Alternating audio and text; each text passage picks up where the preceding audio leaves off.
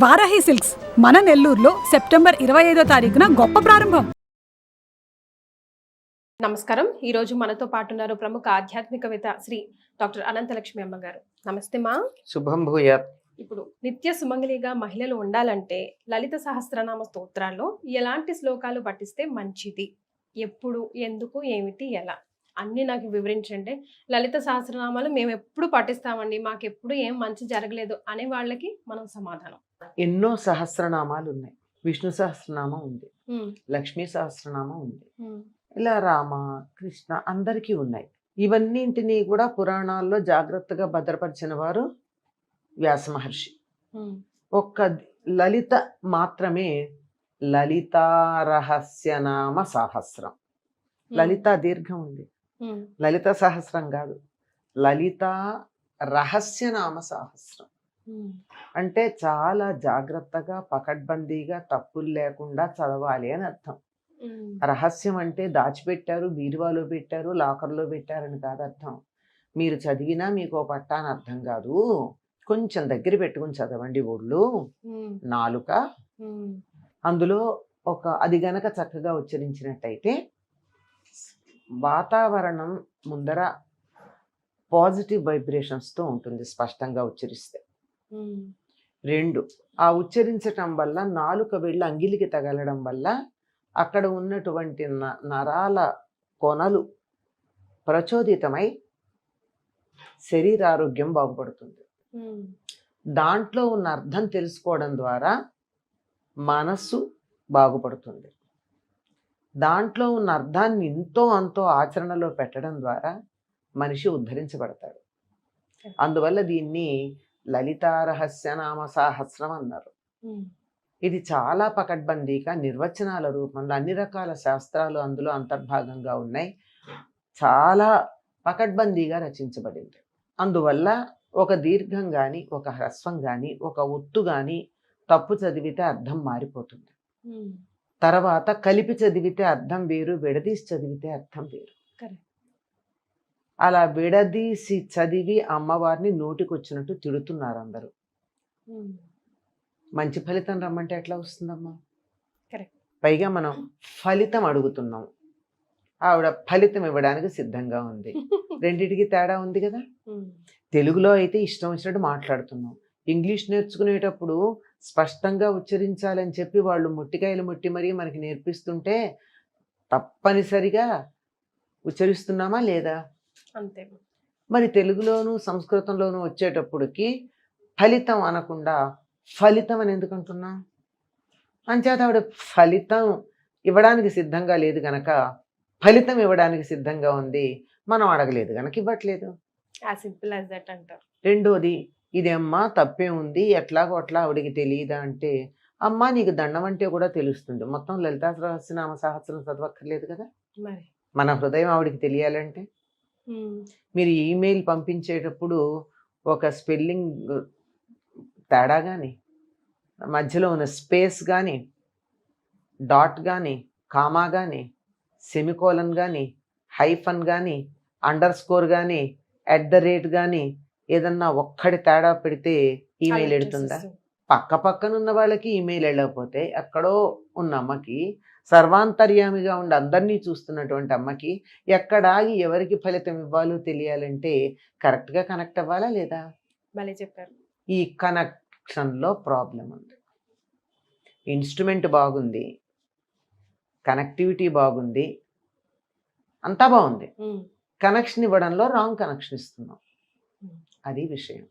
చేత జాగ్రత్తగా స్పష్టంగా చదివేటట్టయితే ఫలితం చాలా బాగుంటుంది. దుష్ట దూరాన తర్వాత దురాచార శమని అని కలిపి చదవాల్సింది విడదీస్తారు. అప్పుడు ఏమైంది అర్థం? దురాచారం పోగొట్టేది అని కాక నువ్వు దురాచారం చేసేదాని అని అర్థం వచ్చిందా?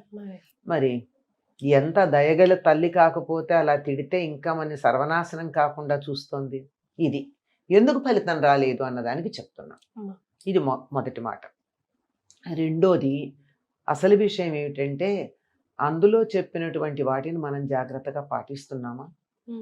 ఎవరైనా తనను అనుసరించే వాళ్ళు తనలాగా ఉండాలని కోరుకుంటారు, కానీ దానికన్నా భిన్నంగా ఉంటే అనుగ్రహిస్తారా? అమ్మవారి నామాల్లో మొట్టమొదట ఏముంటుంది? చంపక అశోక పున్నాగ సౌగంధికల సత్కచ అని ఉంటుంది. చెంపకము, అశోకము, పున్నాగము మొదలైనటువంటి పూలతో లసత్ ప్రకాశిస్తున్న కచ జుట్టు కలిగినటువంటిది. ఆవిడ ఎత్తిపెట్టిన చేతుల కన్నా జుట్టు ముడిలో ఉన్న పూలు కనపడుతున్నాయి. అంటే ఏమిటి అర్థం? చక్కగా జుట్టు ముడి వేసుకుని పువ్వులు పెట్టుకుంది. మీరు విరబోసుకుని ఆవిడ్ని పూజిస్తే ఆవిడికి నచ్చుతుందా? జుట్టు విరబోసుకోవడం రాక్షసుల లక్షణం.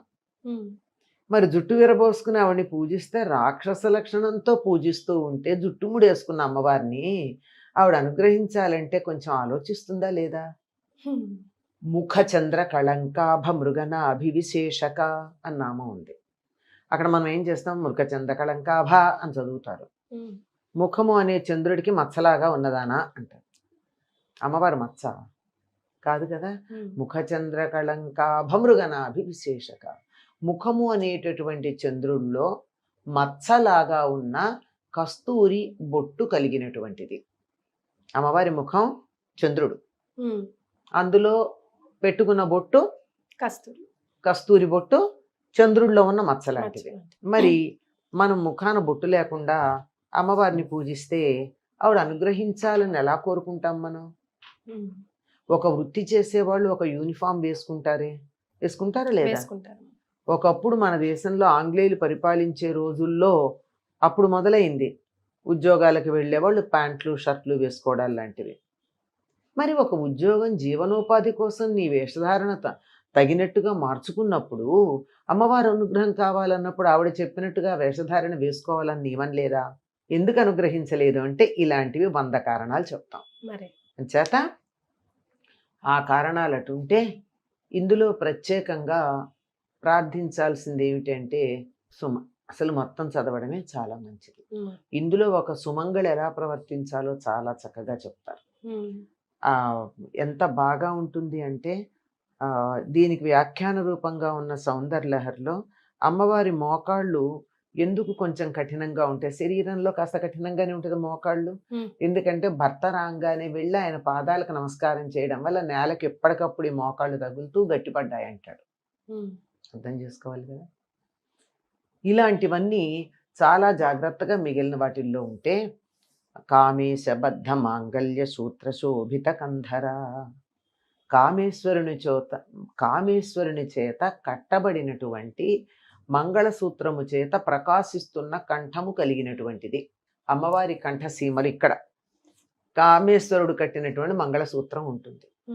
మొదటి నామం నుంచి కనీసం ఈ నామం దాకా తప్పనిసరిగా తప్పులు లేకుండా చదివినట్టయితే, మళ్ళీ చెప్తున్నా, తప్పులు లేకుండా చదివినట్టయితే ఒకదానికి ఒక అర్థం వస్తుందని చెప్పాను కదా.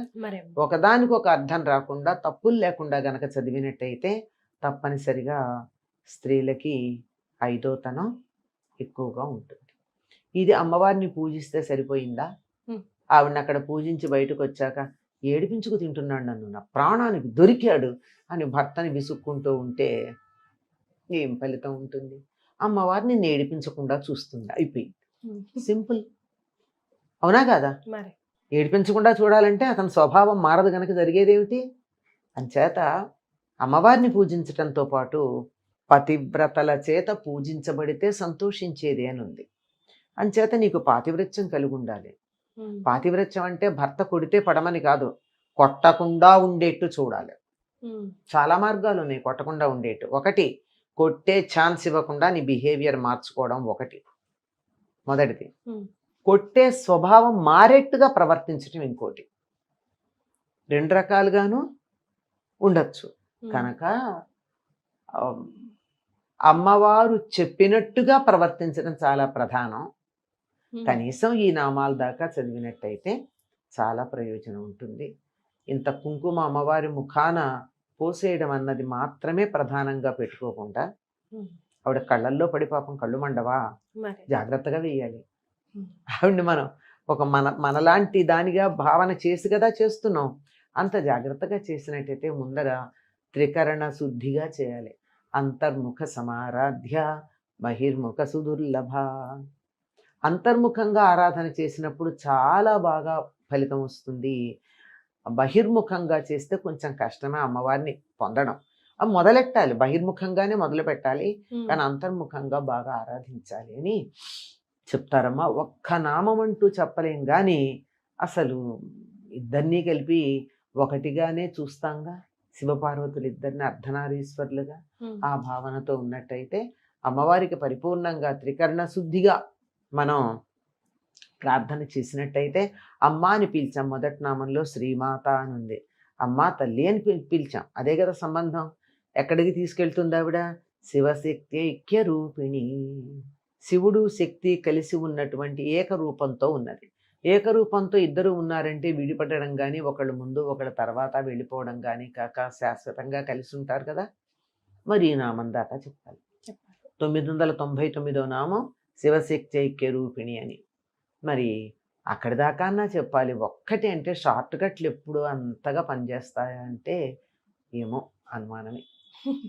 కనుక కనీసం ఇదన్నా చేస్తూ ఏమీ లేకపోయినా కుదరకపోయినా ఈ 3 వేళ్లతో కుంకుమ తీసుకుని, ఈ 3 వేళ్ళు, ఈ వేలు కాదు, ఈ మధ్య 2 వేళ్ళు, ఈ వేలు కుంకుమ తీసుకుని శ్రీమాత్రే నమః, శ్రీమాత్రే నమః, శ్రీమాత్రే నమః అని 3 సార్లు 3 చిటికెలు కుంకుమ అమ్మవారికి వేసి త్రికరణ శుద్ధిగా మనస్ఫూర్తిగా నమస్కారం చేసుకోండి. ఓపికందా లలితా రహస్యనామ సాహస్రం తప్పులు లేకుండా చదవండి. ఇంకా కొంచెం ఓపికందా ఖడ్గమాల చదవండి. ఖడ్గమాలలో బీజాక్షరాలు పక్కకు పెట్టి చదవాలి. ఉపదేశం లేనివాడు బీజాక్షరాలు చదవకూడదు. ఆ తరువాత ఆ పైన ఇంకా ఓపికంటే త్రిశతి చదవండి. ఇంకా ఓపికంటే సౌందర్య లహరి చదవండి. ఇంకా ఓపాన శక్తి మీకు ఏదుంటే అది. ఏమీ లేదండి, నాకు చాలా ఎక్కువ పనుంది, ఇంట్లో వాళ్ళకి సేవ చేసుకోవాలి, పిల్లల్ని చూసుకోవాలి, అత్తగారిని చూసుకోవాలి, మామగారిని చూసుకోవాలి, మా ఆయనకు ఉద్యోగంలో 24 గంటలు 20 గంటలు ఉద్యోగంలోనే ఉంటాడు, నేను ఇవన్నీ చూసుకోవాలి, మధ్యలో కూర్చుని పూజ చేయడం అనేది నాకు ఎక్కువగా కుదరదు, ఇంటి వ్యవహారాలు సర్దుకోవాలి. శ్రీమాత్రే నమః నమస్కారం చేయండి. చేసేటప్పుడు ఇంకోటి ఏం చేయాలో తెలుసా? పిల్లలకి చేసేటప్పుడు వాళ్ళంతా అమ్మవారి స్వరూపాలను చేయాలి. అత్తగారికి చేసేటప్పుడు ఆవిడ కూడా అమ్మవారి స్వరూపం చేయాలి. భర్తకి చేసేటప్పుడు సాక్షాత్తు కామేశ్వరుడు అన్నది అంటే అమ్మవారి యొక్క భర్త భగవంతుడు అని చేయాలి. తనని తాను శ్రీమాతగా భావించుకుని చేయాలి. ఇలా చేస్తే కూర్చుని గంటల తరబడి పారాయణలు చేసిన దానికన్నా ఎక్కువ ఫలితం ఉంటుంది. అమ్మ ఒక్కొక్కసారి అనుకోకుండా అనుకున్న మధ్యలో ఆపేసి వెళ్ళవలసి వస్తుంది. ఒక ఫోన్ కాల్ వచ్చిందనో, అత్తగారు పిలిచారనో, మామగారు పిలిచారనో, హస్బెండే పిలిచాడనో, అప్పుడు మళ్ళీ మొదటి నుంచి స్టార్ట్ చేయాలా, లేకపోతే ఎక్కడ ఆపేసాం అక్కడ? మనం సాత్వికంగా చేస్తున్నామమ్మా ఇళ్లల్లో పూజలు. మనమేమి తామసికము రాజసికము కాదు కదా, అది కూడాను. తర్వాత ఏమంటారు, మామాచారం కాదు కదా, ఒక దీక్ష ఏం తీసుకోలేదు కదా, మామూలుగా అనుకుంటున్నాం కదా. మధ్యలో ఆపినా అక్కడికి నమస్కారం చేసమ్మా నువ్వే ఆ రూపంలో పిలుస్తున్నావని పెడుతున్నాను అని చెప్పి వెళ్ళి అటెండ్ అయ్యి వచ్చేయండి. లేదు నేను ఏదో నాకు ఒక కోరిక ఉంది, నేను రోజుకి 5 సార్లు 3 సార్లు చదువుతాను అని దీక్ష పెట్టారనుకోండి, ఓ కోరుకుని దీక్షగా చేస్తే మాత్రం కదలకూడదు, అయిపోయే వరకు. అలాంటిది ఏం లేకుండా చేసినట్టయితే ఏం పర్వాలేదమ్మా. రైట్. సో మీలో ఎవరైనా ఏదైనా మిస్టేక్స్ అమ్మ చెప్పినవి చేస్తుంటే కరెక్ట్ చేసుకొని చదివి చూడండి, ఫలితం తప్పకుండా వస్తుంది. ఫలితం వస్తుందని చెప్పారు కదా, వస్తుంది. అది నమస్కారం. శుభం భూయాత్.